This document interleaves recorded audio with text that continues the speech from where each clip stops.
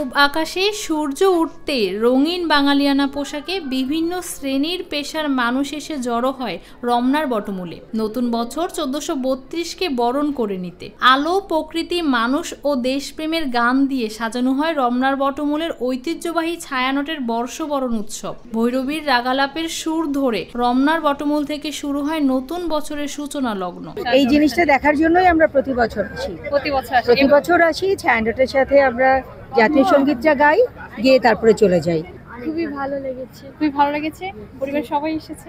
জি, এবার আয়োজনটা অনেক চমৎকার ছিল। বিশেষ করে গেটে ঢোকার ক্ষেত্রে যে লম্বা লাইন বা বাধা বা বিভিন্ন রকম চেকিং, এই জিনিসটা একেবারেই ছিল না, যেটা আমাদের সবার খুব পছন্দ হয়েছে এবং খুব সহজেই আমরা বিভিন্ন প্রোগ্রাম আনন্দ সহকারে উপভোগ করতে পেরেছি। এই অনুষ্ঠানে 1.5 শতাধিক কণ্ঠশিল্পী ও যন্ত্রশিল্পী অংশগ্রহণের মাধ্যমে বাংলা নববর্ষকে বরণ করে নেওয়া হয়।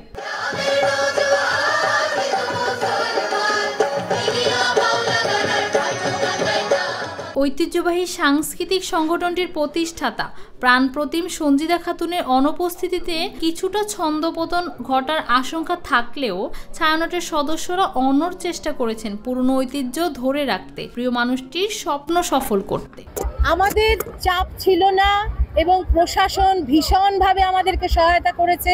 প্রতিদিন সকাল বিকাল তারা খোঁজ রেখেছে এবং সম্পূর্ণ নিরাপত্তার একটা নিশ্চিত করেছেন এবং আপনারা দেখেছেন নির্বিঘ্নে আমাদের জনসমাগম হয়েছে এবং সবাই আনন্দের সঙ্গে এসেছে এবং এইটাই শক্তি। এবারের পহেলা বৈশাখের আবহ অন্যবারের চেয়ে একটু আলাদা। গেল 5 আগস্ট ছাত্র জনতার অভ্যুত্থানে রাজনৈতিক পালাবদলের পর এটাই প্রথম বাংলা নববর্ষ উদযাপন। নতুন চেতনায় বর্ষবরণ আয়োজনের প্রচেষ্টা চলছে দেশ জুড়ে। বাংলা বর্ষবরণের অন্যতম আয়োজন মঙ্গল শোভাযাত্রা নামটি বদলে নতুন নাম হয়েছে বর্ষবরণ আনন্দ শোভাযাত্রা। দেশের ঐতিহ্যবাহী সাংস্কৃতিক সংস্থা ছায়ানট 1967 সাল থেকে রমনার এই বটমূলে পহেলা বৈশাখে বর্ষবরণের অনুষ্ঠানের আয়োজন করে আসছে।